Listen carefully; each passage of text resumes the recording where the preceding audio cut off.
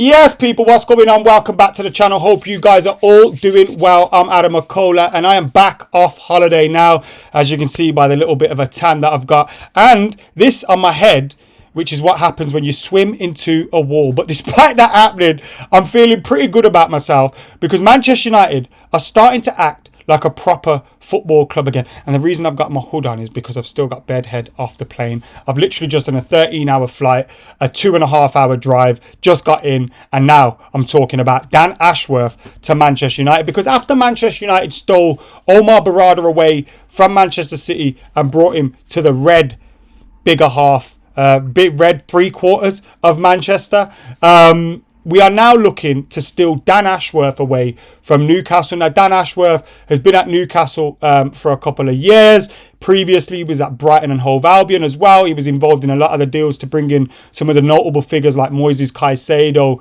Cucurella, etc., etc. And he is looking like he's going to become Manchester United's sporting director. So much so that Fabrizio Romano has tweeted this morning that Dan Ashworth has already said yes to Manchester United. He's prepared to accept their proposal as it's considered a big opportunity and a project.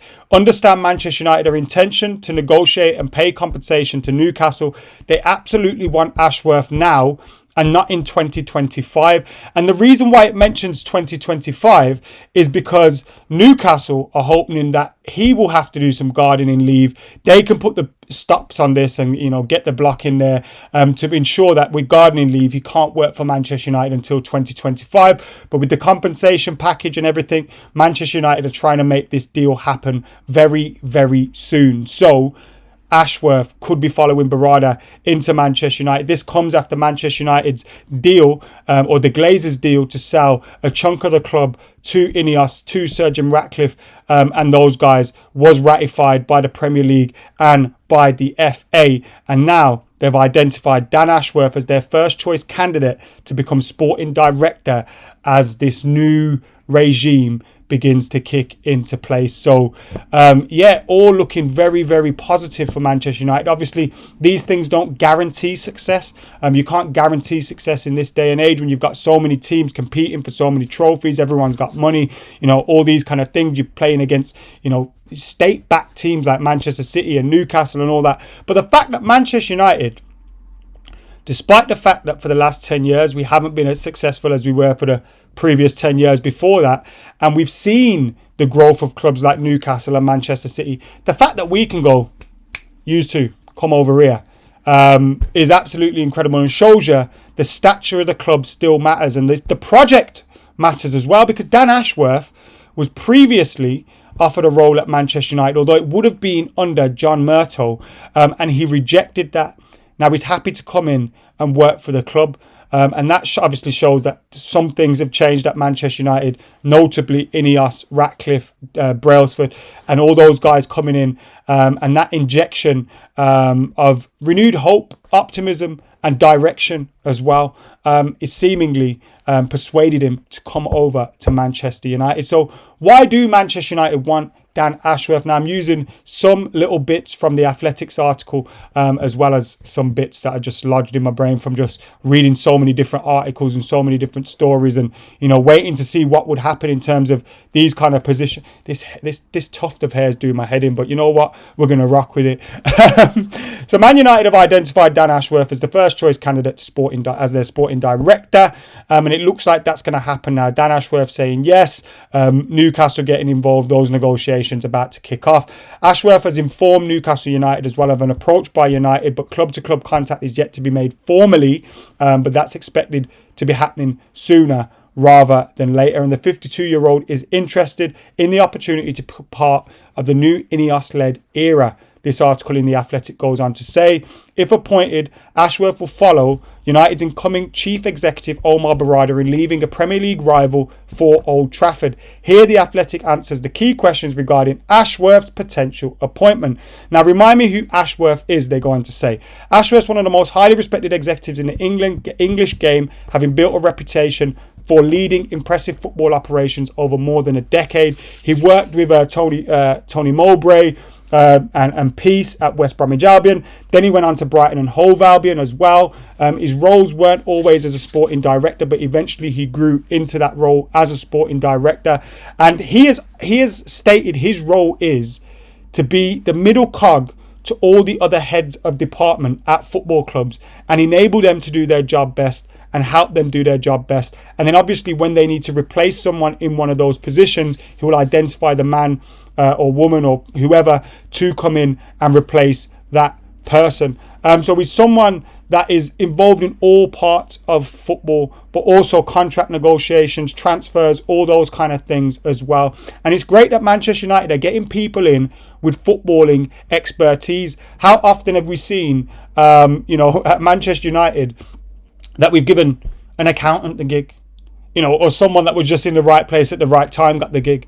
And that hasn't always worked out. So I'm really excited to see how this one could go. But like I said at the start of the video, it doesn't guarantee success and it doesn't guarantee that we will be more successful.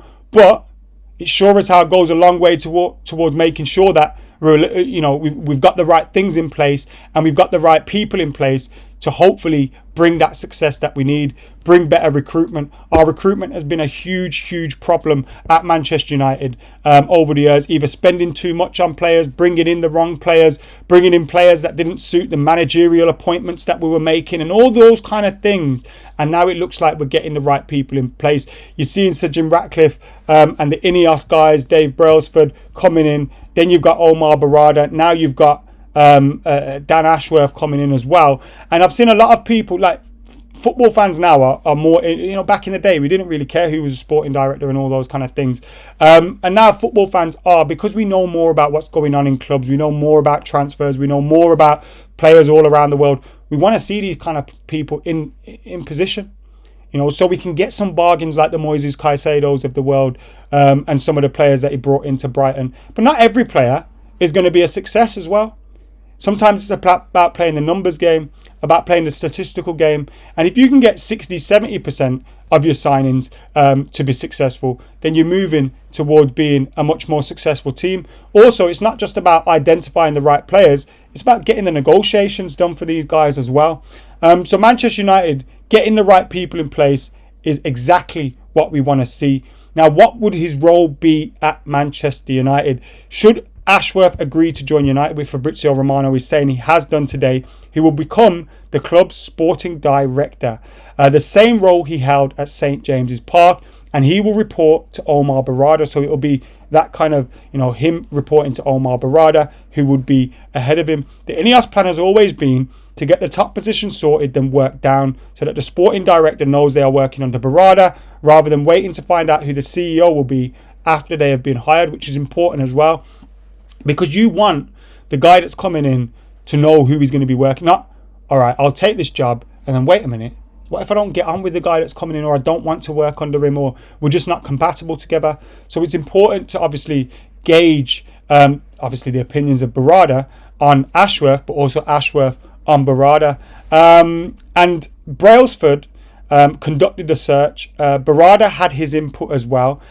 Even if there are some restrictions of him, being on gardening leave from Manchester City, a few WhatsApps can be slung backwards and forwards, or phone calls can be made. And Brailsford has spoken internally about the need to shift the inertia that has plagued United for years, and believes that making bold appointments quickly is one way to generate enthusiasm and momentum across the club. And this is what I want to see as well with Erik ten Hag.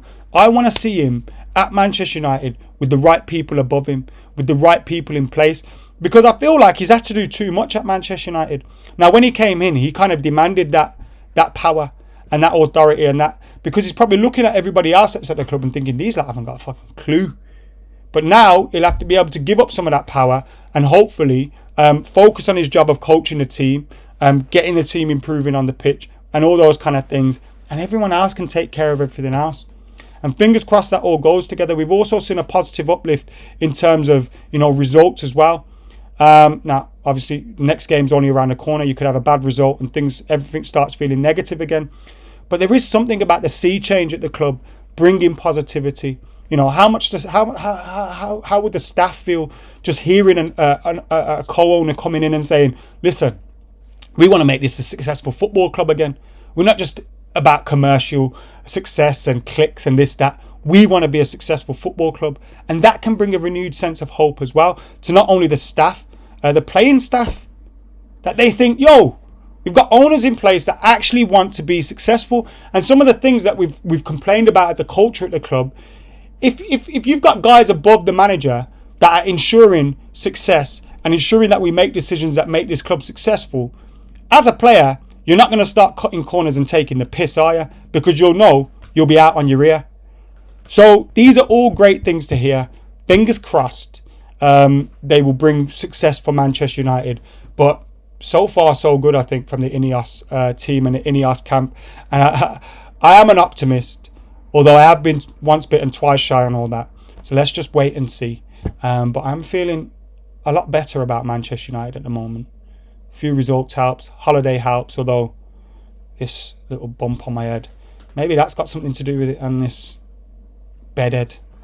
Jesus. Anyway, on that note, I better get out of here. But let us know your thoughts. Dan Ashworth to Manchester United. We're robbing someone else from another Premier League club. How do you feel about that? Get your thoughts in the comments below, and I'll be back very, very soon.